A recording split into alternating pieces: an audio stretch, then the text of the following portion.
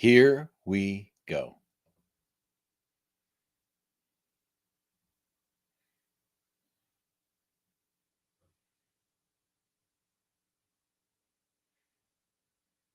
Folks, it's Saturday, and that means I get to blow it up and keep it real. If you are joining this impromptu live, I encourage you to hop in with a comment or a question or something like that, or just tell me where you're watching from. It's kind of cool. I am enjoying a Saturday with a nice little beverage here, catching up on some loose ends, and really just trying to get ahead of the curve for this coming week. We've been really busy lately, so that's really good. Now, I talked a lot about the move to Kansas. I talked a lot about how 2024 had started to unroll. And I really wanted to take a moment and touch on something. There's been this interesting transition, especially where I'm concerned lately. So I've been doing a lot over the last few years with lives like this. So doing a lot with lives, publishing that latest book, being on the different podcasts. I spoke at last year's Groundhog Day, which reminded me when I saw the Groundhog announcement this year for Groundhog with Adrian Toby. But I spoke at the Groundhog last year. I spoke at the summit last year with the Giver Marketing Network. Our podcast has continued to get higher quality and higher quality guests. And something happens, in the mix when these things fall into alignment. So what'll happen is people that are on the outside looking in are saying, "Oh, wow, I got to connect with this guy, or this guy's a leader, or I'm the same person. I'm the same person I was when I was locked in my garage during the pandemic, saying we need to find the opportunities within the obstacles. We need to come together and focus on the silver lining on this cloud." And when I started calling out things like the supply chain being broken and power sports businesses getting busier, I called that out. I also gave a warning about overstocking. I was very clear. I said, what's going to happen is the demand is going to grow because of the scarcity and because there's nothing else to do, right? So, for the first time in a long time, social distancing was cool and guilt free. You could go out and ride your motorcycle or disappear or hit a mountain bike and disappear. And societally speaking, people that are naturally inclined to those things had not just permission, but they were encouraged to go and do this. And these were all considered essential businesses, so they were open. The demand was high, the supply was low. A quick look at the math said, hey, you're going to be able to increase your margins because of scarcity. And sure enough, not enough people read, studied, or got ahead of that curve to maximize their margins as they could have. So then everything comes full circle and the inventory is restored, the demand is gone, and here we are just 3 short years later. Too many cars in inventory, too many electric cars in inventory, electric vehicles. That's a whole other discussion for me. But if you look at all the things that I was putting out during the pandemic, I was saying electric vehicles ain't going to be the thing. No matter what the government's trying to ram down your throat, it's not the thing. This stuff with the vaccine doesn't make sense. This stuff, the policies on, public exposure and going out do not make sense. Lockdowns do not make sense. And I was ostracized by a lot of communities about this. Keep in mind, as I was growing my agency again and doing more of these public talks, these virtual public talks, as I was doing that, I was also looking for employment. I wanted a job. People weren't hiring. They weren't hiring middle-aged, bald, white dudes that refused to get vaccinated. It just wasn't happening. I kept applying. I kept having interviews. And as those interviews would come up, I would not get the offer. And I was, not that I'm going to say I was okay with it. I mean, obviously, I was putting the effort in. I wanted the opportunity, but it wasn't going to happen. Not in that time frame.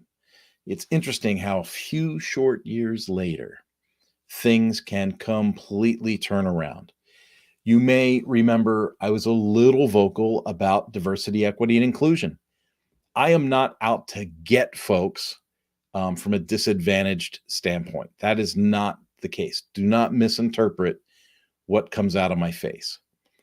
But when you propose or when you profess a policy that says we are going to go out of our way to hire absolutely everybody except for middle-aged white males, unless they're gay, that is, I don't know how you think I'm a middle-aged white guy and I'm supposed to get behind that and be an ally. I can't be an ally for that because diversity, equity, and inclusion has purposely excluded me from the conversation. Now, what's interesting about this whole perception about this white male thing is, yeah, if you're a famous white male and you've made your mark on this planet, you have a high percentage of income, a high percentage of influence, a high percentage of all that. But for all us other, middle-aged white dudes trying to climb the ladder, it's like, hey, all of a sudden there's no rungs on our ladders. So you forced us into this entrepreneurial world. You forced us into, in my position, um, rebuilding my, marketing, call it marketing if you want, but my consultancy. So now my full service agency is growing like crazy because I've had to buckle down. I've had to do the work. All the stuff that DEI said was bad is everything that I leveraged to get ahead. I got up early. I worked late. I did the jobs. I showed up early for meetings. I was polite to people. I offered people free services. I offered people free consulting. I offered to sit on boards for free. Anything to get the exposure and get ahead and push. And all of those things other people might criticize and say, oh, well, you're just using your privilege to get into these circles. That's not privilege. Doing the hard work is not an example of privilege. Doing the hard work is an example of doing the hard work. And when I say that, that leads me to what I put as the description of this video. I'm actually kind of surprised I was able to bring that all the way around full circle like that. When I was really unknown and, I had left Ducati, had left Suzuki, was starting to grow my agency from scratch again. I was online every day talking about finding the opportunities within the obstacles, get over these speed bumps, find the silver lining on those clouds, be positive, look at leadership stuff, look at John Maxwell, look at Tony Robbins, look at Dean Grazioni, look at these people, follow what they're doing, look at what they do. Yeah, you see a Gary Vaynerchuk and you're like, okay, whether you like him or not, what are the tools, what are the virtues that allow him to sustain this growth? Grant Cardone, same thing. You might not like his methodologies, you might not like his communication standards, but what is it about Grant Cardone that makes him grow with such tenacity? And so I was focused on these kinds of things. And as the last few years has come across, I've been able to expand my own exposure. I've been able to get on the podcast, do the public talks. By the way, no revenues created through that, but it drives people to the agency. It drives people to go, well, how can I get a piece of that success pie? Right. So how does Mañana No Mas keep coming out with web packages and web products and websites as a service that meet this niche's need or that niche's need? We've got a whole product for new authors. I don't know if you know this or not, but we have a whole product just for new authors. So if you're part of the workingwriters.co organization, if you're working with them on creating your first book, as you publish your book, Mañana No Mas has a full, integrated product for a new author to market their book and grow a community. And we do it super, super affordably. But that came from the hard work. So let me fast forward to the topic. The topic is, actions are louder. Actions are louder than what? Actions are louder than words. As my sense of influence grew, I began to start paying it forward with folks.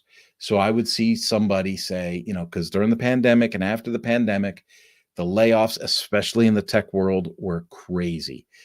Google had a ton of layoffs, GoDaddy, ton of layoffs.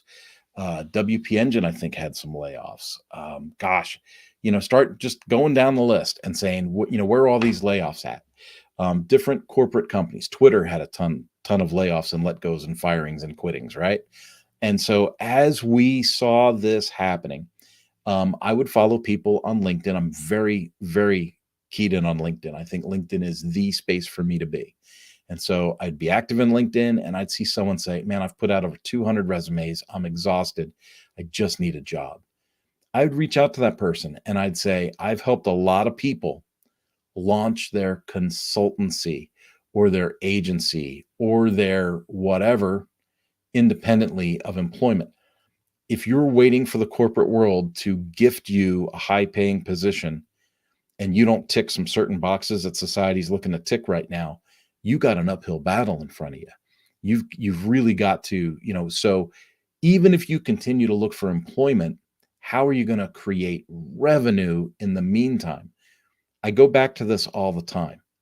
Whether you want to admit it or not, as a human being in America, you are your own business.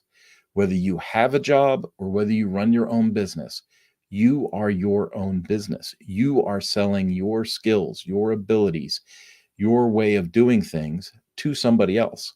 Now, whether that's a boss or whether that's clients, you're still a business to yourself. A lot of people don't understand that. So I try to encourage people to say, even if you're actively looking for employment, you should be working on your personal branding. You should be on LinkedIn. You should be on social media. You should publish that book, even if it's a small book, whatever your expertise is. Figure out your twist on it, publish that book, get that thing out there, get it on the internet, have a website. If you don't own your own name as a URL, shame on you. Get to it. Get a URL that has your identity attached to it.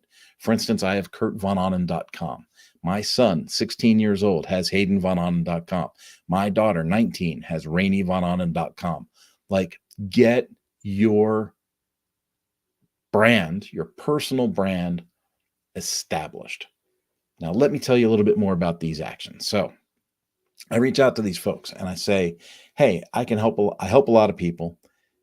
I can give you the first 30 minutes, no charge. We can jump on a consulting call and let's see what you want to do. The amount of people that book the call and don't show up for the call is astounding. It just happened again last week, and it happened the week before that. Either they think I'm crazy, or that imposter syndrome takes over and they think it just won't work for them, right? Oh, I'm just not good enough. It's not going to work for me. I'm destined to this existence or whatever. Or something else came up and they forgot. But let's talk about actions are louder than words. People that have taken the call with me, and they're sales-free calls. If I can help you, great. If I can't help you, that's fine. Let's have a talk about your strategy, what you're trying to do. By the way, I had someone reach out to me and say, this sounds awkward, but do you know anyone that does like life coaching or personal coaching? And it was funny because I've trained people to be coaches. And it was just kind of funny. So when I had that conversation, we went into just a quick session. Here's some questions. I'm going to ask you some questions. You're going to provide your own answers. So, let's do this. Let's do that. Let's talk about this. Let's talk about that. And we spent about 45 minutes on the phone, no charge. That's my way of paying it forward. And a week later, this gentleman sends me a text message and says, dude, I'm on the right path. Things are starting to straighten out. Thank you so much for your time. That to me is worth the price of admission. So I've got these folks reaching out on LinkedIn, on Facebook. Hey, good to see some folks. I see some likes coming in. Comments are open. So if you want to jump into comments, I don't see any yet. But if you want to jump into comments, let me know where you're from, or questions, comments, concerns, anything like that. I'll be sure to address them during this live. But as I see them come in, if not, just post it on the replay and I'll catch you there. But here's my thing. I gave all this preamble, all this pre-talk over the last 14 minutes just to kind of ask you, like, what do you think is going through someone's mind that posts publicly their frustration in the employment situation right now. You hear so and so can't find good help. Everyone's looking for good help. Everybody's hiring. There's jobs everywhere. And then if you were in the tech, management, project management, instructor, if you're in any of those types of categories and you are looking, you're not coming up with stuff. You're just and you're reading the headlines, and everybody's in the middle of laying off, and the media is on the news talking about the economy's recovered and Bidenomics is working and all of this stuff is in our favor, and everyone should be able to get a job. There's plenty of jobs. And then you keep looking and you keep applying and you're getting nowhere. So you jump onto LinkedIn, you jump onto Facebook, and out of frustration, you're like, I just need a job. I just need someone to help me, someone to give me a hand up. And then someone like me reaches out and says, hey, I saw your post. I help a lot of people get started with their personal branding, or, hey, like someone, for example, was in marketing. And I said, you're already in marketing. You should grow your own team. If you don't know how, ask me. You should grow your own brand. And if you don't know how, ask me. But here's my link, schedule a meeting, and we can just get together for 30 minutes. I'm not selling people anything. I'll tell you whatever you want to know in those 30 minutes. You're free to sign up with me. You're free to order hosting from me. You're free to say, build me a website. You're free to say, thank you for the time. I'm going to move along. Anything. Like, it's open. The amount of people that don't show up for the call is astounding, but it speaks volumes. Because culturally right now, we're in this like victim kind of mentality, this scarcity, victimhood thing where we go, oh, it just doesn't work out for me. It never works out for me. Oh, I keep trying and trying and I get nowhere. You're not trying and trying. If someone says, I'll give you 30 minutes of my time as an expert to show you how to launch this thing, and you don't show up, that's on you. That is on you. Think about all of the times, and I feel like I'm going back 3-4 years in history now. Think about all of the obstacles that society has sustained here in the United States. Could have been Vietnam, the Korean War, could have been the gas crisis in the 70s. Think about those things and think about how many people got the starts to their fortunes within those times. Anyone that listens to Joe Rogan's heard that thing about hard times create hard men, soft times create soft men.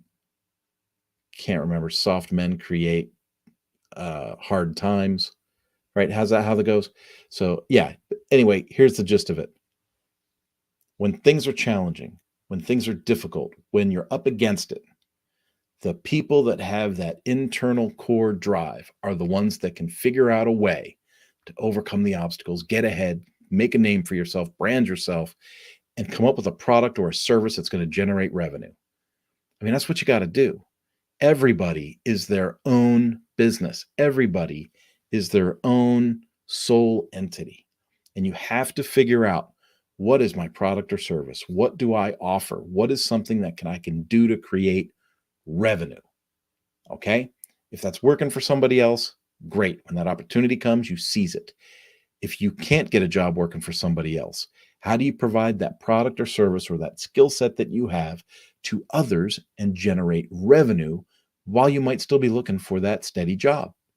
You have to consider yourself as the product. You are the product. You are the business. You are your own business. And you just have to figure out who your customer is. This has to happen. When I say actions are louder, I mean actions are louder than words. You can jump online and talk about victimhood. You can talk about how the system's geared against you. And I don't care if it's LGBT, DEI, talking about racism. In my case, talking about being excluded because I'm a white male. It's fact. Whether you want to admit it's fact or not, it is fact. Companies are specifically not hiring people that look like me right now because socially they have to go down these other lines and tick these other boxes. I could get angry about that. I could get resentful about that. I could post horrible things online about all kinds of people. That's not going to fix anything.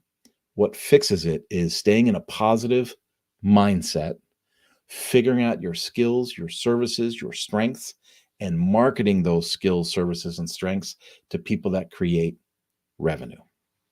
So I'm sure some people might hear that and go, oh, he's wrong, or that's crazy, or he's just speaking from his privilege.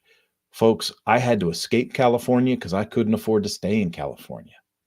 Let's just be real. I couldn't deal with Newsom's policies and the way that the economy was being abused out there and the crime going through the roof. I had to escape. So I got out and I came to a place I could afford. So now I'm in Kansas. And you know what? No regrets. You have to make decisions. You have to execute, and you have to find the lane or the alley that fits your use case in the moment. And now we're here. Expenses are down. Revenue is up. I'm still getting the exposure with the other companies, with the other projects, with the lives, with the things that I do. And that influence is driving more and more people to what we do and Mañana No Más and creating opportunities. 10 years ago, I'd be excited to sell a website for $1,500. And now I really don't touch too many projects for less than $5,000. And I just bid a project that's over $300,000. Now I don't get to keep all that money. I have an agency. I got to pay people to do these things. But this is what I'm trying to communicate in this live. Actions are louder than words. Sitting on a stick, sitting on a rock, sitting on the fence, and trying to figure out, what your angle is in victimhood or feeling sorry for yourself isn't going to get you to the next step. And I know there's a ton of people talking about, mental health and taking it easy and all these things. I get it. I totally get it. But there's the other side. The other side is hard times create strong people. I think that's how the word goes. I think that's how it goes, right? We need to, embrace the moment, pour into everything with everything we got, create that revenue, create that growth. And when you get to a certain comfort level, when you get to a certain stability, then you can go, okay, let's just enjoy and ride this out a little bit. You can take your breaks, but to take the break before you even get started, that's not a break. That's just giving up. So, folks, that's it. I was kind of inspired by my no-show this week. It wasn't really a no-show. It was a cancellation at the last minute. Still a no-show to me. And the one from the week before. And not even a month before that, someone else. If someone offers you a session to coach you or give you advice, and you publicly posted asking for help, you should probably take advantage of that offer. You're going to come away with something amazing. The feedback I've gotten recently from people is really, really humbling. And it's part of the reason that I do what I do. And I sound harsh when I make these lives. It's not that. When I'm actually paying it forward and helping somebody, my whole being is in what advice, what question can I ask? What inspiration or influence can I lend to this person right now that's going to help them get to the next level? And you know what's really cool? When you stay in touch with people and you pay it forward and you help them and you see them grow and blossom and do, what's really cool is I'm going to say 80% of the time, 60% of the time at least, but for the people that I have helped, I have seen easily 80% of them turn around and pay it forward to someone else. And that to me is like, that's when you know that you did it right. That's when you know that you've extended influence and leadership at a level that's sustainable, because they're going to pay it forward to the next layer, the next layer, the next layer. Now, is that going to land, in perpetuity? Is it always going to work that way? Probably not. Probably not. But if I can at least have that kind of record with the first layer, it really feels rewarding to do that. And so when I take things like Action Leadership from the Edge, the book that I published, and I push that out to Amazon and that's out there on the market and people are buying it, that is so fulfilling because I realize there's wisdom in the message. People are willing to play, they're willing to get behind it, they're willing to create energy behind it. And over time, again, long game, I'm always talking long game. Over time, in the long game, people are going to sustain growth from this. Is the economy always going to feel like this? Is it always going to feel like it does right now? Hopefully not. But buckle down, find your channel. Remember, be inspired by the fact that a lot of people have been able to find their channel, their page, their direction to wealth, strength, and stability in the hardest of times. So put your mind to it. What's your skill? What's your service? What's your strength? And how can you create revenue from that? Whether it's for the boss or for a client somewhere else. I encourage you. Folks, have yourself a wonderful weekend. I'm going to go back to my beverage and catching up on some work in this fancy machine here. Have a good one. Bye-bye.